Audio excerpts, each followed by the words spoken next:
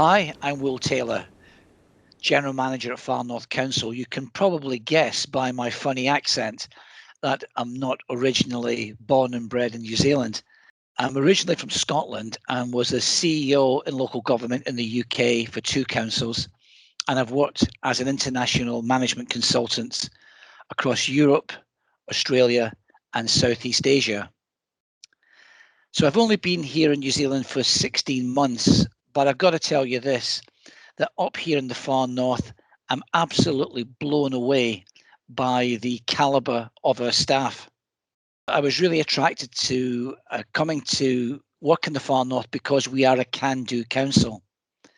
And I have to say that that can-do philosophy, that customer-focused philosophy, permeates into both our IT teams and our democracy services support teams.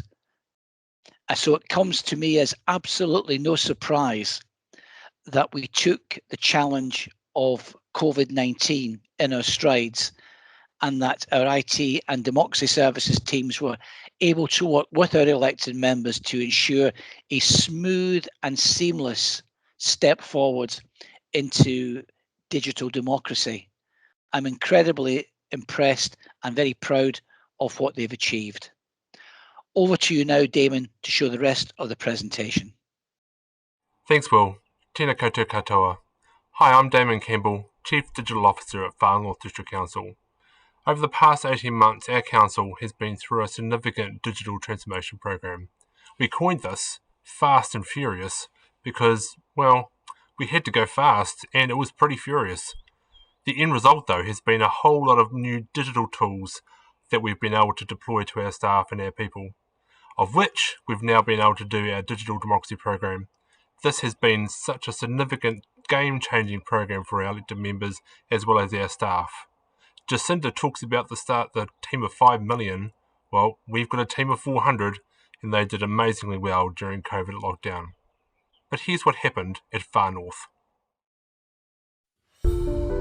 Our plan is simple.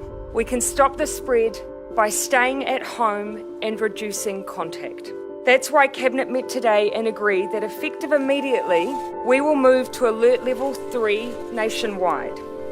After 48 hours, the time required to ensure essential services are in place, we will move to Level 4. These decisions will place the most significant restrictions on New Zealanders' movements in modern history. In March of this year, everything changed. COVID-19 swept around the world, and the usual protocols of governance and communications suddenly became untenable. My initial reaction was, this changes everything.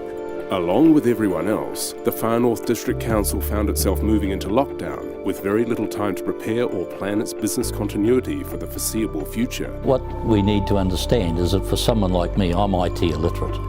And so this was all new, and it was a learning curve for me.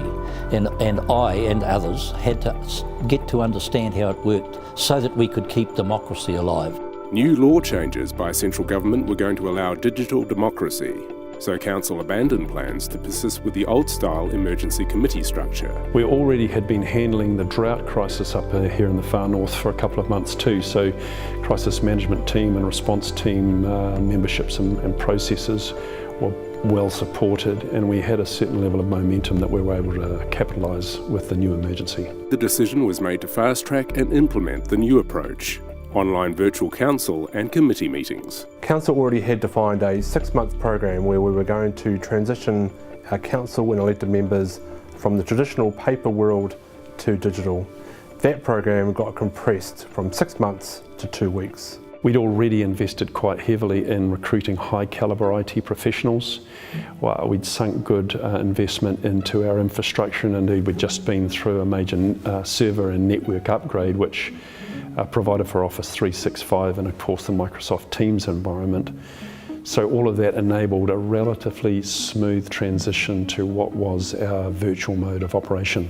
Within 48 hours we had to find the iPads, unbox them, configure them, rebox, get our team to distribute them to the elected members' houses. Now, Far North is a large area, we're talking 3-hour drives, get to their houses, drop them at the door, knock on the door and leave. With very little time to test the systems, staff remotely trialled the meeting protocols until they were ready to be piloted at a mock virtual council meeting. The Democracy Services team developed protocols around running formal council meetings and then set up several mock council meetings with our strategic leadership team. And we practiced and practiced until we had ironed out all the pitfalls and issues that we came across. We also identified early adopters or digital champions among our elected members, and these champions helped us train the other elected members. The IT team rapidly established a safe, secure virtual workshop environment. They named it the Elected Members Lounge. What did happen was some of our younger councillors helped old fuddy-duddies like me learn how to make it work, and by gosh, they did a good job, as our IT team did. The amount of training and development and mentoring that was going on with elected members to give them the confidence that they needed to make decisions in a virtual environment was a really significant piece of this. So we saw our IT staff working hand in glove with our Democracy Services staff on both an individual basis with elected members and a collective basis. So of course one of the other things that did happen was that we had to establish the protocols in this new system, and so our governance were able to work with our IT people to make sure that we had everything flowing, and that meant that as a consequence the democracy within our council and in our district continued to function as it should. It also meant that the public were able to participate far better than they have in the past, and that's a real plus for us all. Your worship will go live in 5, 4, 3. We're live. Thank you very much, Casey. The meeting has officially started. One of our other challenges was ensuring that we had open and transparent meetings as part of this virtual platform. We had to do this by recording our meetings at the time and then publish them to our website 3 days later.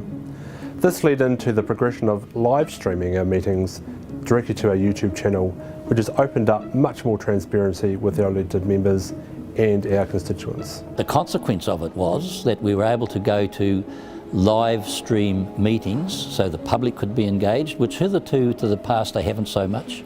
It's meant a whole lot of positives, but also it's meant that we've been able to meet more regularly. We've had 100% attendance at our council meetings by our elected members, and the participation as a consequence has been far more valuable.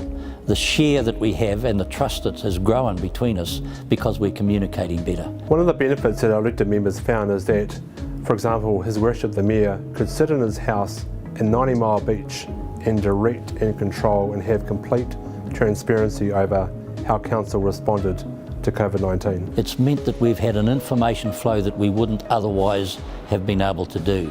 The team system that we've introduced across the district, so it's not just council, but it's meant a whole lot of other platforms. The consequence of that is we've had an information flow that we've then been able to pass on down to officials in Wellington, to the politicians in Wellington, to the extent that the Prime Minister said to me recently, just want you to know that the information you've fed down to Wellington has helped us make decisions not just for Northland but for our nation. Our IT team made that happen. They can be so proud of what they did for us. It's meant we've been able to act positively and come out of this whole challenge that we've had far better than we would have under any circumstances. Okay, who have we got?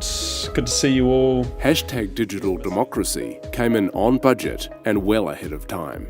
Okay, Andy, one more time, but with, I think you're on mute. It will ensure business continuity planning for council, regardless of the physical location of elected members and staff. The result is that we're arguably more productive during lockdown than we were before. And it's allowed us to take one of the most radical paths we think has been taken in the public sector, and that is to continue as a remote workforce in a hybrid of work from home, work at work. We've got buy-in from our staff, we've got buy-in from the union, from the PSA. We've found ourselves remotely positioned with great resilience when COVID-2 struck, and there is every prospect that large tracts of this digital democracy that we've created for ourselves will become permanent. It's truly a reliable, secure and progressive step towards future governance, rolled out and road tested at extraordinary speed by Far North District Council. And there you have it. That's what happened here at the Far North during COVID-19 lockdown. I'm sure you'll appreciate that this was not just about deploying teams or making tools available for people. This was a fundamental decision that we wanted to make our people, our staff and our elected members, provide them with a place that they could work together, collaborate, make those right decisions during COVID, but also it's going to last past COVID. This is setting us up for success moving forward. Our elected members and our people now are wanting more in this space. Our elected member lounge is going to become that central hub where they can come, talk, collaborate, discuss, and really get the best for our district. I'm sure you'll agree that the video highlights some of those real core fundamentals. Project management, being agile, success and benefits, not just a flash in the pan. This is going to last for a long time.